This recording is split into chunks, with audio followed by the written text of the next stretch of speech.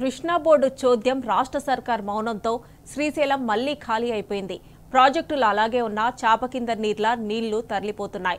గుట్టు చప్పుడు కాకుండా పొరుగు రాష్ట్రం నీటిని మళ్లించకపోతున్నా రాష్ట్ర ప్రభుత్వం నిద్ర వీయడం లేదు. గత వేసవిలో ఎదురైన నీటి కష్టాల నుంచి రేవంత్ సర్కార్ పాఠాలు నేర్వడం లేదు. ఫలితంగా నెల రోజుల్లోనే శ్రీశైలం నుంచి 93 టీఎంసీలు తరలిపోయాయి. మళ్లీ మనకు తాగునీటి కటకట తప్పకపోవచ్చు.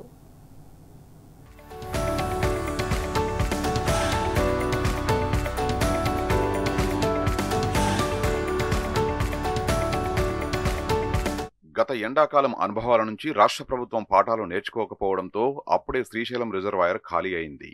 నెల రోజుల్లోనే దాదాపు 93 టీఎంసీలు తరిగిపోయాయి. ఆంధ్రప్రదేశ్ ప్రభుత్వం పోతిరెడ్డిపాడు హెడ్ రెగ్యులేటరీ ద్వారా బేసిన్ అవతలి ప్రాంతాలకు నిరంతరాయంగా నీటిని తరలిస్తుండడం ఇందుకు కారణం. దిగువన నాగార్జున సాగర్లోనూ అదే దుస్థితి కనిపిస్తున్నది. వెరసి ఈ యాసంగి సీజన్లో మళ్లీ నీటి కష్టాలు తలెత్తే ప్రమాదం పొంచి ఉన్నది.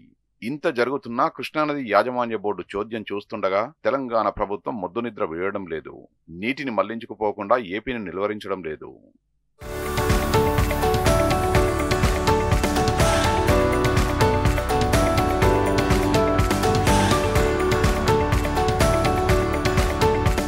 ఈ ఏడాది కురిసిన భారీ వర్షాల కారణంగా అక్టోబర్ 25 నాటికి శ్రీశైలం రిజర్వాయర్లో పూర్తిస్థాయి నీటి నిల్వ మట్టం 885 అడుగులకు చేరుకోగా 215 టీఎంసీలతో కలకలలాడింది. పలుమార్లు క్రస్ట్ గేట్లను ఎత్తివేశారు. కానీ నెలలోనే పరిస్థితి తారుమారైంది. యాసంగి సీజన్కు నీటి విడుదల ప్రారంభం కాకముందే శ్రీశైలంలో నెల వ్యవధిలోనే 93 టీఎంసీల జలాలు తగ్గిపోగా రిజర్వాయర్లోని నీటి నిల్వ 122 టీఎంసీలకు పడిపోయింది. ఎన్నడూ లేని విధంగా ఏపీ ప్రభుత్వం పోతిరెడ్డిపాడు ద్వారా 190 టీఎంసీలకు పైగా జలాల్ని పెన్నా బేసిన్కు మళ్లించింది. నాగార్జున సాగర్ వద్ద కుడి కాల్వ పంప్ హౌస్ ద్వారా కూడా కృష్ణా జలాల్ని ఏపీ నిరంతరాయంగా తరలిస్తున్నది.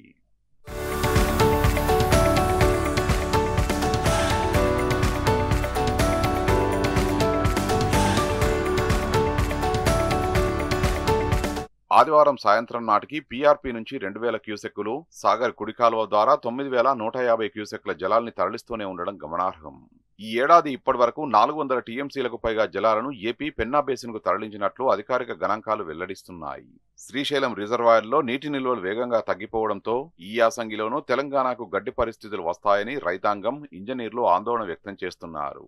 తెలంగాణ, ఏపీ రాష్ట్రాల్లోని నాగార్జున సాగర్ ఆయకట్టు కోసం 280 టీఎంసీలు, హైదరాబాద్ తాగునీటి అవసరాలకు కావలసిన 16.5 టీఎంసీలను శ్రీశైలం రిజర్వాయర్ నుంచి విడుదల చేయాల్సి ఉన్నది. కానీ ప్రస్తుతం శ్రీశైలం రిజర్వాయర్లో 122 టీఎంసీలే అందుబాటులో ఉండడం ఆందోళనకరం.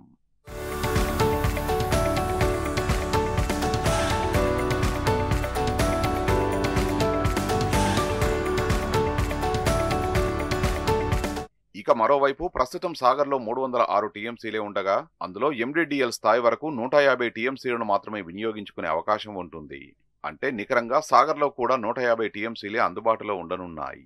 ఏపీ సర్కారు అత్యధిక మొత్తంలో కృష్ణా జలాల్ని బేసిన్ అవతలి ప్రాంతాలకు తరలిస్తున్న నేపథ్యంలో తెలంగాణకు సంబంధించి సాగర్ ఆయకట్టు, హైదరాబాద్ తాగునీటి అవసరాలు తీరని పరిస్థితి ఏర్పడే ప్రమాదం ఏర్పడిందని ఇంజనీర్లు ఆందోళన వ్యక్తం చేస్తున్నారు.